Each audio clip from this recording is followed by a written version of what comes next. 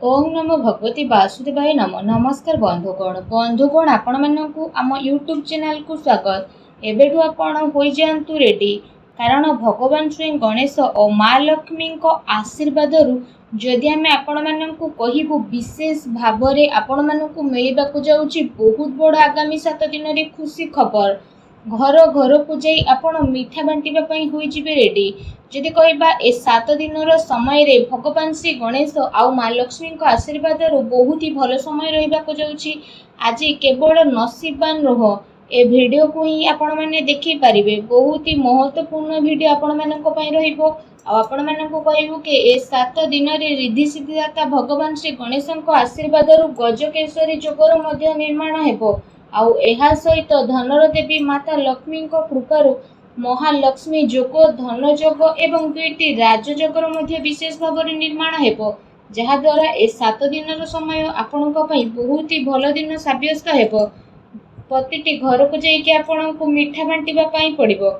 विशेष भाव ए खुशी खबर आपणक प्राप्त हेबाकु जाउछि। भगवान श्री गणेश माता लक्ष्मी को आशीर्वाद ए 7 दिन रे अनेक प्रकार लाभ, धन लाभ, बड़ बड़ खुशी खबर एवं अनेक सारा लाभ आपणक प्राप्त हेबो, जहाद्वारा आपणकर संपूर्ण जीवन बदली जीव। से खुशी खबर कौन आसतु जानिबा, सेतिपई वीडियो को पूरा शेष पर्यंत देखंतु।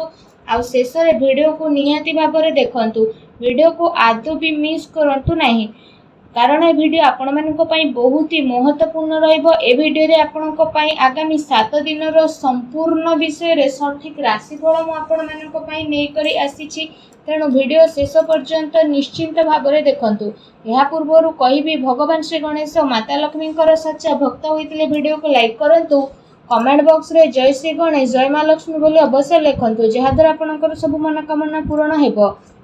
आसंतु जानिबा केमिति रहइबो आपणक पई भगवान श्री गणेश माता लक्ष्मी आशीर्वाद आगामी ए 7 दिन विशेष भाव स्थिति। जदि विशेष भाव में आम आपको कहबू आपणक पई भगवान श्री गणेश माता लक्ष्मी आशीर्वाद ए दिन बहुत ही भल दिन रहिबाकु जाउछि, जहाद्वारा आपणकर सबु दुख कष्ट दूर होई जिवो। परिवार रे धन दौलत सुख समृद्धि मध्य बढ़िबो एवं जीवन साथी प्रेम संबंध आहुरी अधिक मजबूत हेबो। आपण समस्तक पई ए समय बहुत ही शुभ समय चालू अछि। आपण समस्तक पई जदि कहबा नुआ चाकरी मिलिबार विशेष रूप रे जोग मिलुछि। अचानक धन रे वृद्धि हेबो। आर्थिक पक्ष मध्य काफी मजबूत हेबार ए दिन रे विशेष भाव रे आपणक पई नजर आसुछि। जहा चाहिबे से सबु आपणक विशेष भाव रे ए सबु दिन रे प्राप्त मध्य हेबो। मानसिक भाव रे आपण खुशी मध्य अनुभव करिवे। प्रतिटी स्थिति आपणको मिलिबो। अटकी थिबा कार्य मध्य आपणकर पूरा हेबार जोग बनुछि। आपणक योग्यता एवं प्रतिभा करी लोकंक सामना को आसीबो। ता सहित आज आपणको विशेष रूप रे विजय प्राप्त हेबो। आपण आपणक दिन चर्या रे नेकी आगो को बढ़िबे, जहा द्वारा आपणकर व्यक्तित्व रे आश्चर्यजनक निखार मध्य देखिबाकू मिलिबो। संतानक शिक्षा आउ क्यारियर संबंधित कौनसी बड़ निर्णय मध्य आपण नहीं पारंती।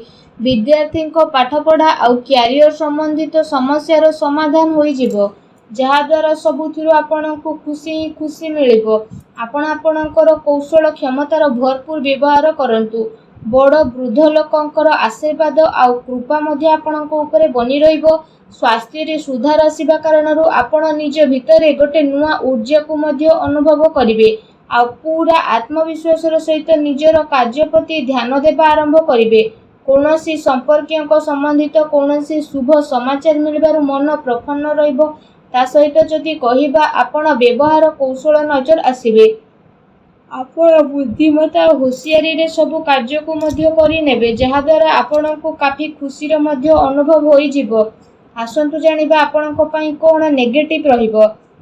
जदि कहिबा सामाजिक मान सम्मान प्राप्त हेबार संभावना मध्य रहिछि। सेथिपई कौनसी भी कार्य को स्थिरता और गंभीरता पूर्वक नियंतु, जहा द्वारा आपणक सफलता और सम्मान मध्य प्राप्त हेबो।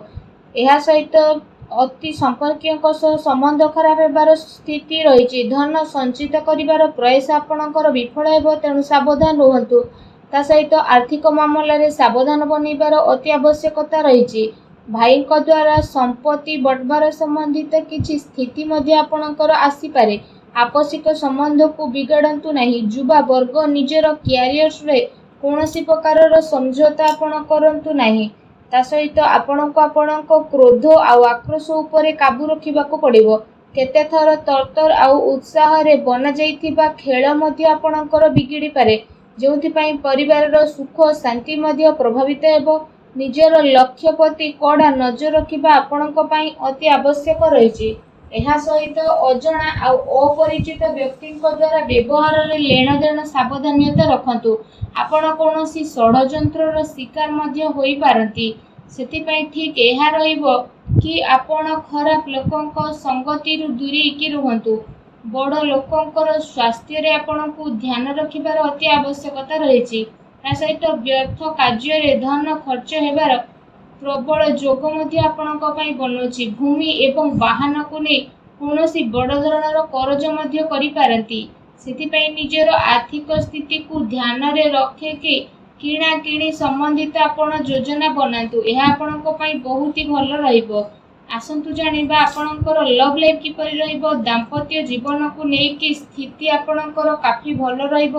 ଜୀବନ ସାଥୀଙ୍କ ସହ ମଧୁର ସମ୍ବନ୍ଧ ହେବା ସହିତ ଆପଣଙ୍କୁ ତାଙ୍କର ସହଯୋଗ ମଧ୍ୟ ପ୍ରାପ୍ତ ହୋଇଯିବ।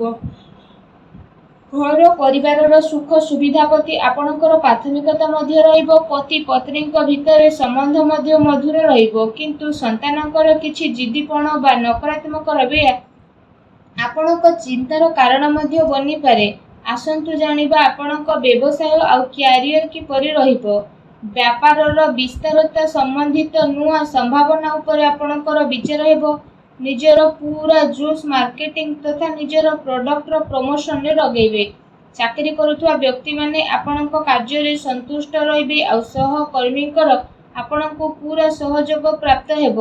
କାର୍ଯ୍ୟ ବିସ୍ତାରର ଯୋଜନା ମଧ୍ୟ ଆପଣଙ୍କର ବଦଳିବ। ତା ସହିତ ସେ ଯୋଜନାରେ ଆପଣ ପୁଣି ଥରେ ଆଗକୁ ବଢ଼ିବେ। ଏହା ସହ ଚାକିରିରେ ହାଲକା ଫୁଲକା ପ୍ରୋବ୍ଲେମ ମଧ୍ୟ ଆସିପାରେ, କିନ୍ତୁ ଆପଣ ନିଜର ବୁଦ୍ଧିମତ୍ତା ଆଉ ବ୍ୟବସାୟ ଦ୍ୱାରା ସବୁ କାର୍ଯ୍ୟରେ ଆଗକୁ ବିଶେଷ ଭାବରେ ଶାନ୍ତିପୂର୍ଣ୍ଣ ରୂପରେ ବଢ଼ି ମଧ୍ୟ ଯିବେ। କୌଣସି ବଡ଼ ଅଧିକାରୀ ବା ରାଜନୈତିକ ବ୍ୟକ୍ତିଙ୍କ ସହିତ ଆପଣଙ୍କର ସାକ୍ଷାତ ଦ୍ୱାରା ଆପଣଙ୍କ କାର୍ଯ୍ୟ ବହୁତ ଆସାନୀରେ ବନିବ, କିନ୍ତୁ କେତେ ସାରା ମାମଲାରେ ଆପଣଙ୍କର ସ୍ୱାଭିମାନ ଆପଣଙ୍କ ଉନ୍ନତିରେ ବାଧା ମଧ୍ୟ ବନିପାରେ। ସେଥିପାଇଁ ନିଜର ବ୍ୟବହାରକୁ ସାବଧାନ ରୂପକ ରଖନ୍ତୁ। ଏହା ଧ୍ୟାନ ରଖିବା ଆପଣଙ୍କ ପାଇଁ ଅତି ଆବଶ୍ୟକ ରହିଛି।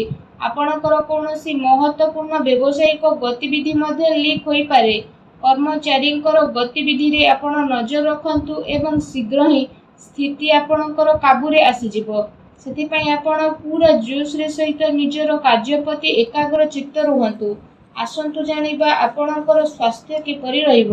ଯଦି କହିବା ଅତ୍ୟଧିକ ପରିଶ୍ରମ କାରଣରୁ ଥକାପଣ ଏବଂ କଷ୍ଟ ଭଳି କିଛି ସମସ୍ୟା ଆପଣଙ୍କର ଉତ୍ପନ୍ନ ହୋଇପାରେ।